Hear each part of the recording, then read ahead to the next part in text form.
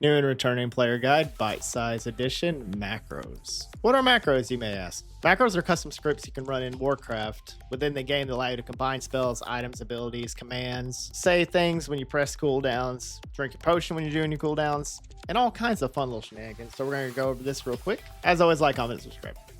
And if you have any other questions, post them down below and I'll get to them as soon as I can. With that being said, let's go.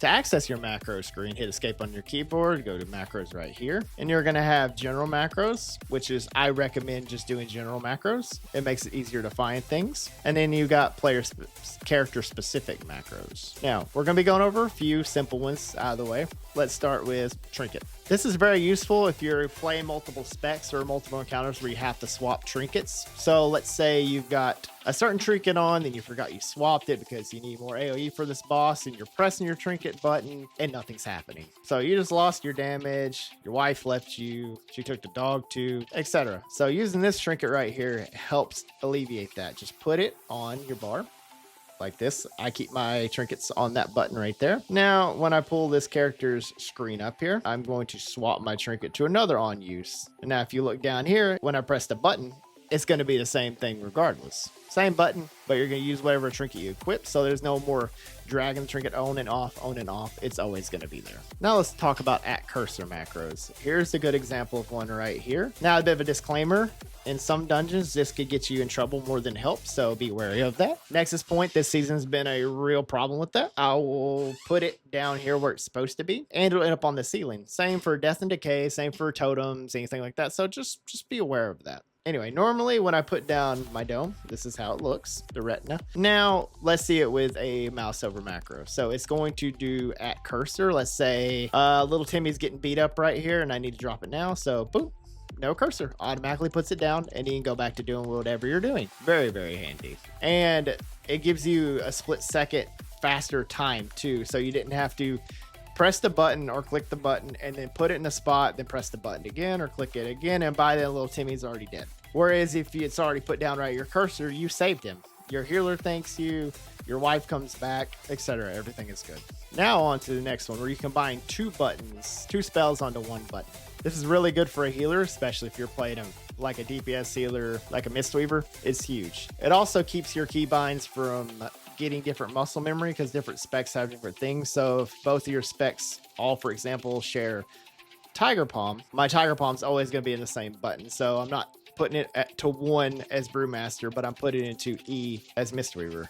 That confuses your brain. Make it a lot easier. I'll leave this up on screen so you guys can copy it. The first one should always be a heal unless you want it to be a damage. Second one is your damage. So here's a little example how that works. And I put these on the screen here to show you. So keep your eye on that as they change. Once I mouse over things, you notice they're changing. I'll keep this one brief because we went over this in the last guide video. So now I'm just hitting these targets. Now watch when I mouse over little Timmy over here. It's renewing mist. So see, I'm casting a spell on him by pressing the exact same button. And then when I click off of him or just move my cursor off of him, it does Rise and Sun Kick. If I mouse over him again, it's going to heal him. And same for this. I'm Tiger Palming right now. I'm pressing the exact same button. Now when I mouse over him, it's going to do a different spell. Very, very handy as a healer. Frees up some of your binds. And here's another useful one. You can use this for warlocks too, or whatever has a spell that interacts with another spell. So let's see, I need to transcend here.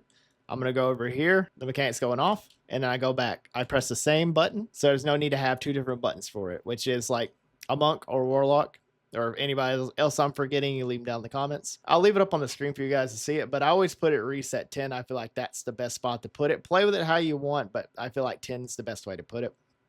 And always start off with show tooltip, whatever you're doing in your macros. Now these macros right here keep you from accidentally canceling a channel spell, whatever it may be. First thing that comes to mind is Windwalker Monks and Devour Demon Hunters, or Havoc too. They both benefit from the same thing, especially like Demon Hunters, because that last tick of your eye beam or void ray does 300% more damage. So think about that. You cancel it right before it goes off. You just lost 300% damage. That's a lot. That sucks. Nobody wants to do that. Same for Monk. So for example, I'm gonna leave it up on the screen here. Now, once I start hitting things, I'm gonna press my 2 button. Now I'm gonna press other buttons on my keyboard. Actually, I didn't drag it to my bar. My bad. All right, let's do that again. So now I'm spinning crank kick and then I'm pressing 2. You notice how it didn't break? we'll do it again. I'm trying to spin and crane kick while I'm channeling Fist of Fury. You see my whole cast got off. I'll put that up on the screen for you right now. And you could tweak it to your liking, but essentially, yeah, this keeps you from breaking it. So you can say stop macro, blade dance, stop macroing, whatever. You want to make sure that eye beam gets off where you get the full channel off so you get the most damage, most value out of your spells. Those are most macros that I use, but there's a few honorable mentions I will show you. This one used to be my favorite one, but like before they made the add-on changes and everything like that, even though this isn't technically an add-on, but it's still like broke. This is what I used to use. I'll keep it on screen. It may still work for some people. It don't work for me anymore. I need to tweak it. But whenever I played Resto Shaman at the time, before I learned about combining 2 spells on 1 button, this is how I used to do my damage. I would just put it on an extra button. Press this. It worked like the 1 button rotation without the GCD penalty. Also, a little bonus tip, if you're like me and you don't want to make a bunch of mouse over macros for spells, go up here to your search the word mouse over cast. So whenever you're enabled or you're over anything, it'll automatically work like you have a macro. Is it perfect? No, but the macros will always be better. But let's say I'm beating up little Timmy here, but I really need to CC this guy right here. So I'm not taking my focus off him. Boop. Little Timmy is now CC'd and I am hitting other targets. But yeah, there is so many cool macros you can make. Stuff from saying things to popping things. And another very popular people do, you can do this if you want. I found this works out very well on my Ret Paladin. We'll just use this as an example, show tooltip. Oh, and another thing too, if you don't feel like typing it and sometimes they don't work as well, you can literally do it like this. Hold shift on your mouse and then click whatever spells you want. As you can see, it's popping up here.